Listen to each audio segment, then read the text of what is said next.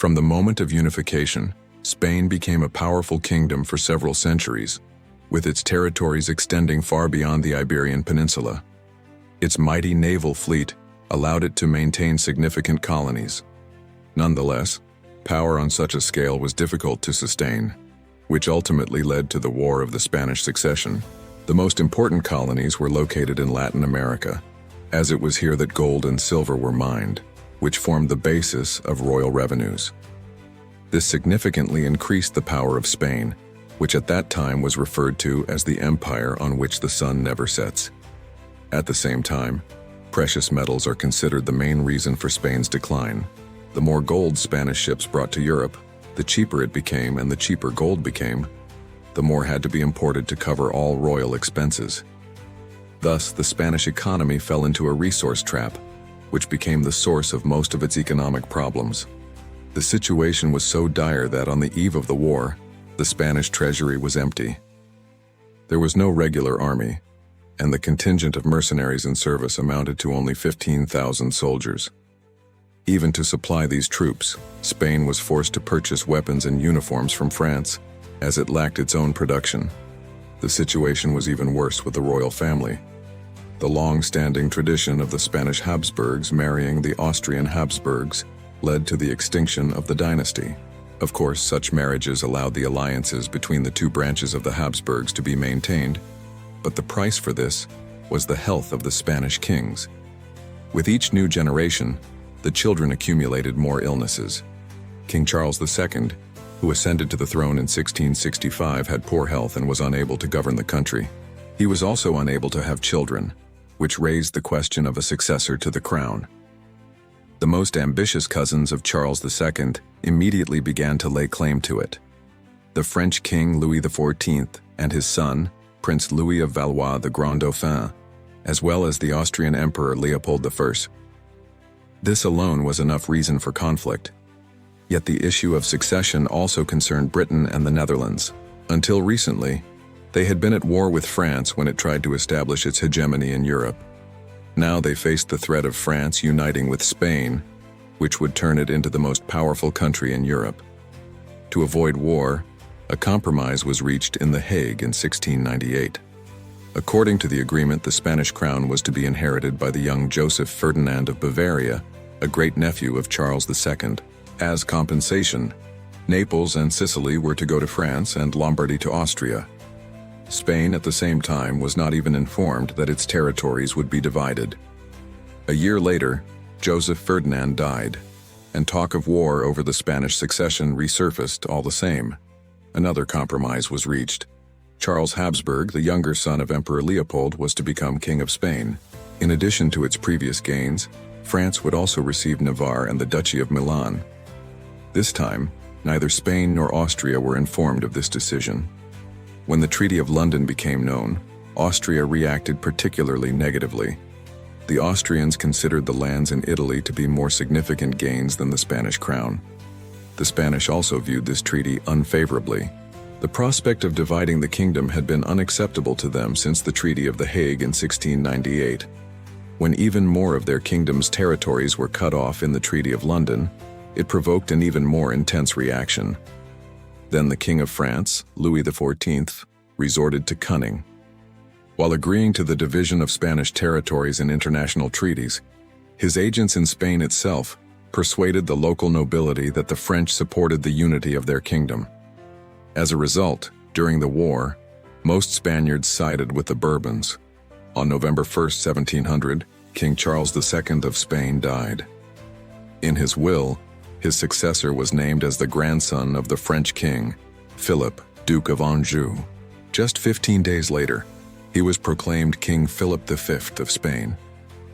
At Versailles, Louis XIV added that Philip and his descendants could lay claim to the French crown, laying the foundation for the potential unification of the two kingdoms. Thus, the proclamation of Philip V as King of Spain meant war with Austria. For France, the proclamation of plans to unite France and Spain meant war with Britain and the Netherlands. Therefore, Louis XIV simultaneously imposed trade restrictions on his future opponents, and also declared that he would recognize James III of the Stuart dynasty as the King of Britain, whose father had lost the English crown 13 years earlier and died in France. And while the new king of Spain was heading to Madrid, French troops, with the support of local Spanish garrisons, occupied the Spanish Netherlands and Lombardy. The road to the latter was blocked for the French by the Duchy of Savoy, but its ruler, Victor Amadeus II, became an ally of France by marrying his daughter to Philip the Fair. At the same time, Austria, which considered Milan its territory according to the Hague Treaty, also sent 35,000 soldiers under the command of Prince Eugene of Savoy, who had already gained fame as a talented military leader. The French positioned their troops along the Adige River, intending to stop the Austrians at the crossing. Then Prince Eugene divided his forces, while the French were concentrating their troops at Adria. Believing that this would be the point of breakthrough, the Austrians crossed the Adige further downstream and captured the town of Carpi. After this, Marshal Villars arrived in Italy with reinforcements and was tasked with driving the Austrians out.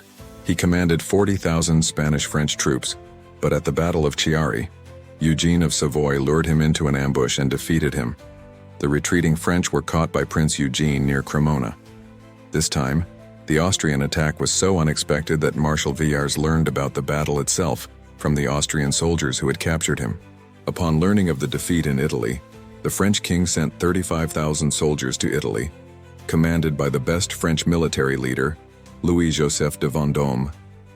The armies met at Luzara, and the Caux battle, which lasted for 2 days, caused significant losses on both sides. The French retreated from the battlefield, and the Austrians no longer had the strength to continue their advance. A year later, Eugene of Savoy was recalled to Vienna. Despite the fact that hostilities had already been ongoing in Italy for a year, the war was only officially declared in May 1702. English troops landed in the Netherlands under the command of John Churchill, better known as the first Duke of Marlborough. In alliance with the Dutch, the English besieged Liège. Meanwhile, imperial forces approached the Rhine. Nevertheless, their advance was halted by the siege of Landau. While Louis XIV's garrison held out in defense, the king sought a way to divert the imperial forces from the French border. Ultimately, he formed an alliance with the Duke of Bavaria, Maximilian II, promising him the Spanish Netherlands. The unexpected move of the Bavarians siding with the French forced the imperial troops who had just captured Landau to halt their advance. Soon after, a 30,000-strong French army under Marshal Villars approached the Rhine. He waited for winter, when the enemy forces would disperse for the season, and then unexpectedly crossed the river and defeated the imperial army. From there, he headed toward Bavaria, where he defeated another imperial army. Now the Franco-Bavarian forces threatened to advance on Vienna. The Duke of Marlborough decided to save the emperor, though the Dutch troops refused to march with him, as it would leave their homeland unprotected against the French forces stationed on the border. Marlborough then resorted to trickery. Pretending to march toward the Spanish Netherlands, he began retreating into Germany. The French, who were pursuing him, also headed in that direction, paying no attention to the poorly defended Netherlands. Meanwhile, another theater of combat was developing at sea. Since 1690, impoverished Spain had been unable to transport gold from its colonies in the Americas. By 1702, silver and gold worth 130 million pesos, along with other treasures worth another 30 million, had accumulated in Veracruz. Spanish ships carrying these valuables were now to be escorted by the French. At the same time, a small French squadron of 4 ships sailed to Cadiz. There it encountered the English, who outnumbered them and had superior ships. Yet after their admiral, John Benbow, was wounded, the English ships lost command and were defeated. The British sent a fleet to intercept the Spanish treasure near the Azores. The Spanish-French fleet successfully bypassed them. The British were only able to catch up with them near the Spanish coast. There, a naval battle took place. While the British fleet attacked the bay, their naval landing force stormed Vigo from the land. Despite the British victory, most of the treasures had already been sent to the capital. As a trophy, the British captured 5 ships, 20 million pesos in silver, and a large shipment of tobacco from these ships. In 1704, under the command of Admiral George Rooke, the English fleet set sail. On board the ship, Royal Catherine was Charles Habsburg, the son of Leopold I, who had recently been proclaimed King of Spain as Charles III in Vienna. Rooke then transported him, along with a small army, to Portugal, which had also entered the war against France. After this, the British were supposed to land in Catalonia. On the way, they also captured the island of Majorca, but failing to find support in Catalonia, they turned back and laid siege to Gibraltar. The city was considered impregnable due to its strong natural defenses both by sea and land. All the same, since there was only a small garrison stationed there, the British easily captured Gibraltar. The worst situation in this war unfolded in Austria. Franco-Bavarian forces were stationed along its border, while Bavaria itself was now under the threat of invasion by the Duke of Marlborough's troops. In 1703, a Hungarian uprising led by Francis II Rákóczi broke out in Bihar. The rebels quickly captured Subcarpathia and began advancing into Hungary. At the same time, France generously financed Kuruk to keep Austria distracted from the war for as long as possible. At this time, the Duke of Marlborough began his advance into Bavaria. He received reinforcements from Holstein, Hanover, and Prussia, as well as 10,000 soldiers under the command of Eugene of Savoy. Meanwhile, the new French commander in Germany was Marshal Tallard, who brought reinforcements. In 1704, he joined forces with the Bavarian Duke and soon met Marlborough's army at Blenheim.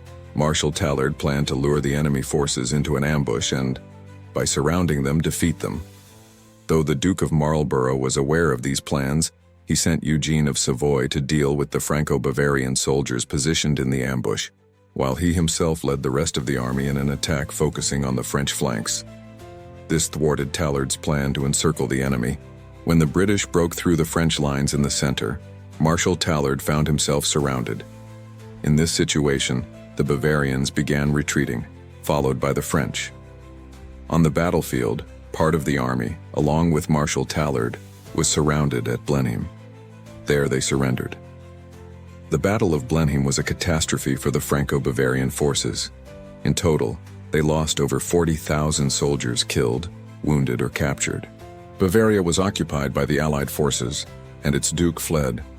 France withdrew the remnants of its army from Germany. The Allies could now focus on capturing Spanish territories. The Duke of Marlborough set out to conquer the Spanish Netherlands. Despite being relatively small territories, the large number of fortifications turned their conquest into a prolonged campaign, where each fortress had to be besieged individually. Prince Eugene of Savoy set out to conquer territory in Italy. Back in 1703, the French had occupied the Duchy of Savoy, prompting its ruler, Victor Amadeus II, to side with the Allies. Eugene of Savoy was on his way to assist him, but to do so, he had to pass through French-occupied Lombardy. After the defeat at Blenheim, the French decided to focus on defense. Meanwhile, Spanish troops under the Marquis Francisco Castillo Fajardo headed toward Gibraltar, which had been captured by the British. The city was impregnable from land, so a French fleet under Louis Alexandre de Bourbon, Count of Toulouse, was also sent to assist. Near Malaga, he encountered the English fleet. Although no ships were sunk in the battle, most of them sustained significant damage. Both fleets had to return to their ports. The land assault also failed. Command was then taken over by French Marshal Tessé, who began a siege, but after 8 months, he declared the endeavor hopeless and lifted it. The Spanish continued to blockade the city, but it was in vain, as supplies were being brought by sea. In Portugal, Charles III of Habsburg was preparing to advance on Madrid to take the Spanish throne. George Rooke's fleet sailed to the eastern coast of Spain, where it captured Barcelona and Valencia. Philip V's attempt to recapture these cities was defeated. At the same time, Charles III occupied Madrid and most of Spain. The French were already preparing to leave the peninsula, but the young King Philip, who had moved his residence to Burgos, refused to surrender the kingdom. This greatly increased his authority among the Spaniards. Charles III's situation worsened. To the Spaniards, he was a foreigner, and his troops, mostly Protestants, appeared as eternal enemies to the Catholic Spaniards. Throughout Spain, where Protestant forces were stationed, uprisings spread. In the outskirts of Madrid, A partisan group led by Antonio de Villarroel was active. Charles III was forced to hastily retreat to Valencia. Philip V triumphantly returned to Madrid, after which his troops began to pursue Charles III. In 1707, the armies met at Almansa. The Franco-Spanish forces were victorious. Most of the Spanish lands returned under Bourbon control. At the same time, on other fronts in France, the situation was worse. In Savoy, the French laid siege to Turin.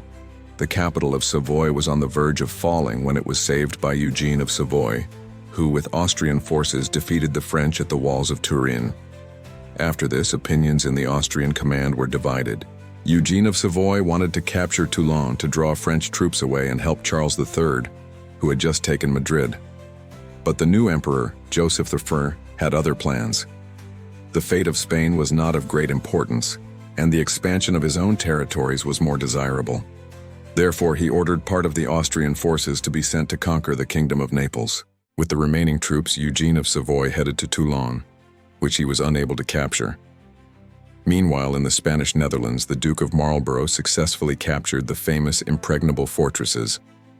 The French then sent their reserves, led by Marshal Villars, who had just returned from captivity. Through successful maneuvers, the Duke of Marlborough confused the enemy, and when the armies met at Ramillies in 1706, the French were not prepared for battle. The British won and occupied most of the territories of the Spanish Netherlands. Seeing such success, the Austrians quickly redeployed Eugene of Savoy's troops there. The French also noticed the British successes, which now threatened an invasion of France. So they sent another army to the north with two commanders, Louis-Joseph de Vendôme and Louis, Duke of Burgundy, the eldest grandson of Louis XIV. The commanders were unable to get along, and as a result, the French army, lacking unified command, was defeated at the Battle of Oudenarde. After this, Eugene of Savoy and the Duke of Marlborough continued the conquest of the Spanish Netherlands. While they were engaged in this, the French gathered a new army, reinforced with reserves from other fronts. In 1710, the French met their opponents at Malplaquet. The battle became the largest of the war. In total, both armies had over 200,000 soldiers. The battle itself lasted an entire day.